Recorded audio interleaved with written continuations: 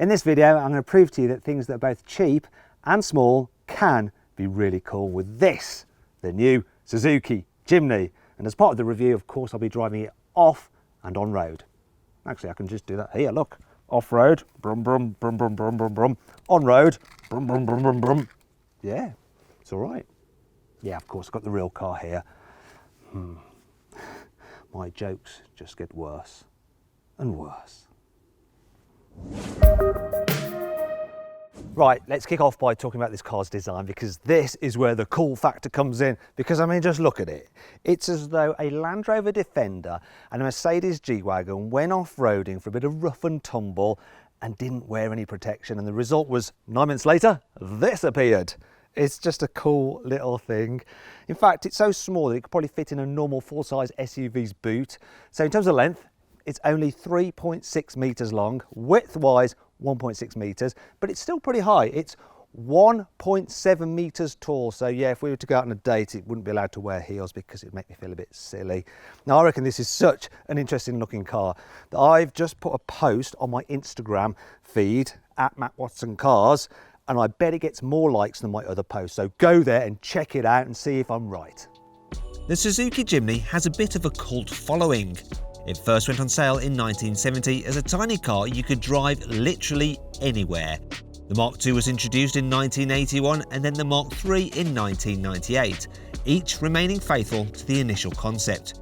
And it's worked. In total, almost 3 million Jimnys have been sold worldwide. Needless to say, Suzuki is keen to capitalise on this heritage. There's various design features from the old Jimnys which feature on this car. Now, you won't know them unless you're a complete nutter Jimny nerd, so I'll show them to you now. For instance, the round headlights are just like on the original Jimny, only these ones are available with high-tech modern LEDs. Ooh. These little horizontal lines mimic the slits that are on the side of the bonnet of the Mark II. These rectangle sections on the grille mimic those of the grille of the Mark III. Wow. As with all previous Jimnys, there's a full-size spare wheel on the tailgate. Ah. This isn't the only way the new Jimny is faithful to its predecessors. As before, it's specifically built as a proper 4x4. And here's 5 features designed to help it rough it off-road. Unlike a normal car, the Jimny features a ladder frame chassis. Now, what that means is that you have this strong structure which the wheels and suspension are hung off, then the body goes on top. Now, this provides lots of strength for when you're off-roading, but it does add to the weight. Still, this little Jimny does only weigh 1.3 tonnes, so it's still fairly light for a proper off-roader. When you're driving the Jimny normally, you'll probably just run it in rear-wheel drive mode, but at speeds of up to 60 miles an hour, you can put it into four-wheel drive mode, and then if you stop, you can actually put it into four-wheel drive low ratio mode for some proper off-roading. Just like the back wheels, the front wheels are joined by a rigid axle, and that means that if you go over a bump, lifting up the one wheel pushes the other one down so it can still touch the ground for traction. Thanks to the short overhangs and decent ground clearance, you've got some good numbers for an off-roader. So the approach angle at the front is 37 degrees, the breakover angle, which is the bit in the middle, is 28 degrees, and the departure angle, the bit at the back, is 49 degrees. And those numbers are better than you'll get from a Jeep Wrangler.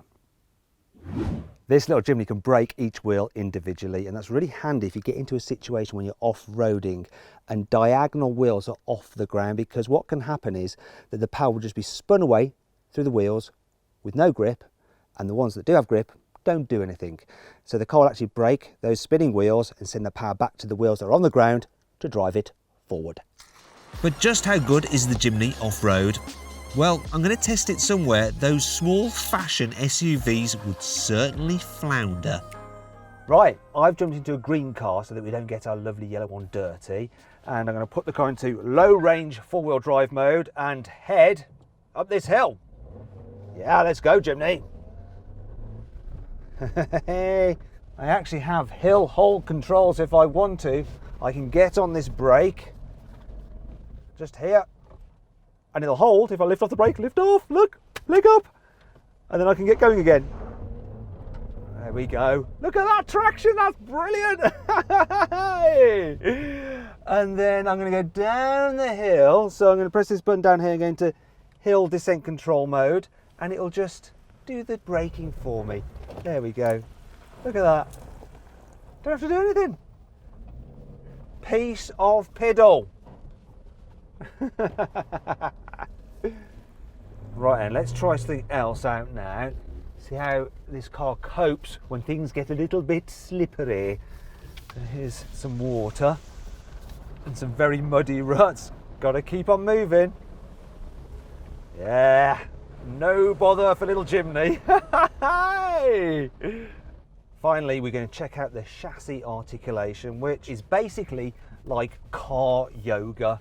We're going to see just how flexible this thing is.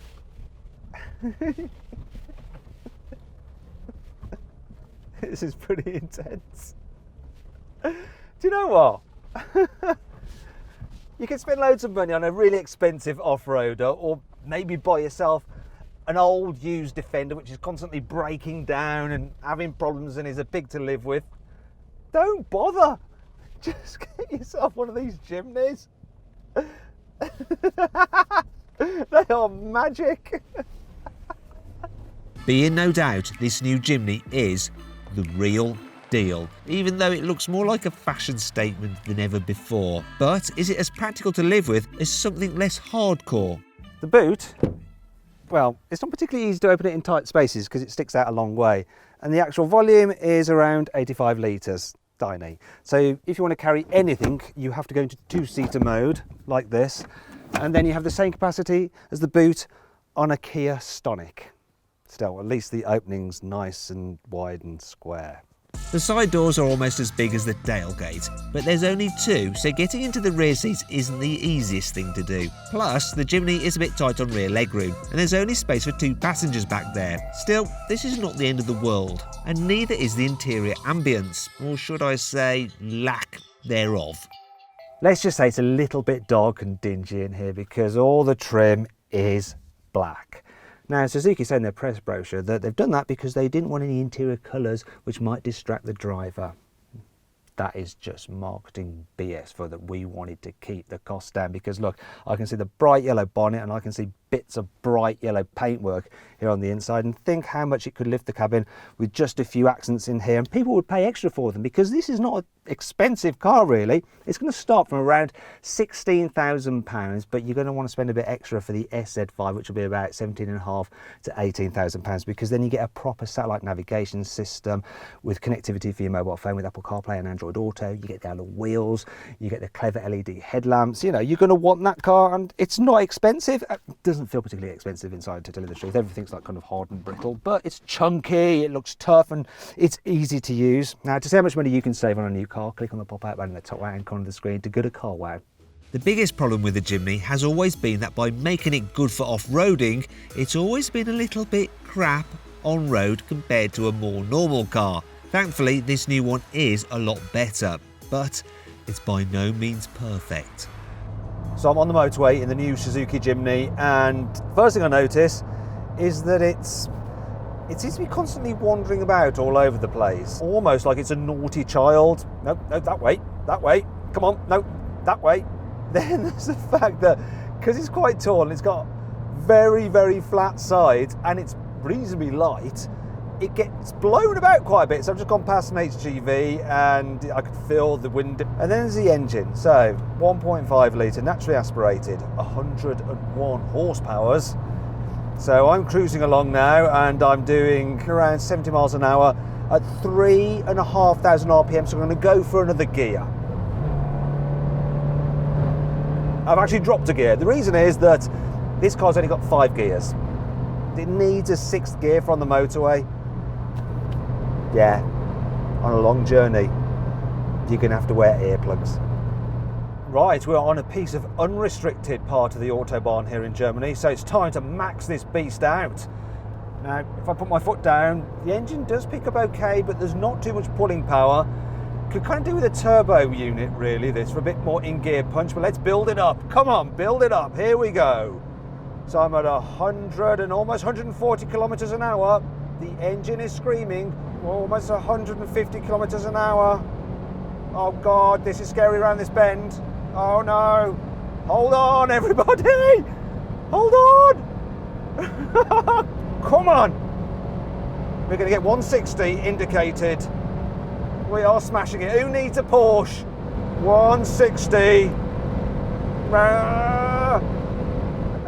I tell you what, I've done almost double this on the Autobahn in a Lamborghini Aventador, and it was less dramatic. I couldn't get the little Jimny to go any faster. I had achieved VMAX at an indicated 160 kilometers an hour, though it actually felt like I was going quick enough to break the sound barrier. Really, this little car isn't great at high-speed cruising, but what's it like at more sedate speeds? I think this new little Jimny could be a sweet little car to drive around the city because it's quite narrow, so it's easy to fit through gaps. Also, you sit very high. I mean, you sit higher than in any of these kind of fake mini SUVs. So the view forward is brilliant. There's great all-round visibility, massive wing mirrors. It's simple to see where you're going. Also, steering's dead light as well, and the turning circle's not too bad in case you need to do a sudden U-turn. Can I do it round here? No, not quite. To be fair, the turning circle is about the same as a Suzuki Swift or a Volkswagen Up, which is good. And it's especially good for a car that's four-wheel drive. Gear shift is a bit long, but it's not too bad to slot into place. The brakes are a little bit odd though. So you press the pedal and not much happens, and then you press it a bit more, and then all of a sudden, yeah, you're braking. Yeah. Other than that, I think it's all right, you know. Just pottering around in my Jimny. All's good. In fact, I tell you what, when you're driving along a little bit quicker in town where it's all a bit broken, the car's always fidgeting and moving around. It's almost like driving down the road on one of those Pilates balls, you know, where you're kind of wobbling and like that, trying to engage your core to keep yourself stable. So yeah, get one of these, drive it around town. You won't need to go to the gym to do your Pilates class. You can also save on track days too by popping the Jimny into rear-wheel drive mode, turning the stability control off and go drifting Tokyo style. Oh my God! Just listen to those tyres squealing! Oh, they'll be ruined in no time! Actually, I'm not drifting at all. I'm just going around a roundabout at moderate speed, and it makes this noise.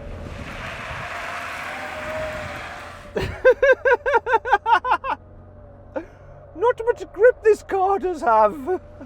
Whoop, let's go this way. Actually, maybe I should explain to you what this car feels like when you do get on a twisty road, because you may encounter one in your Jimny.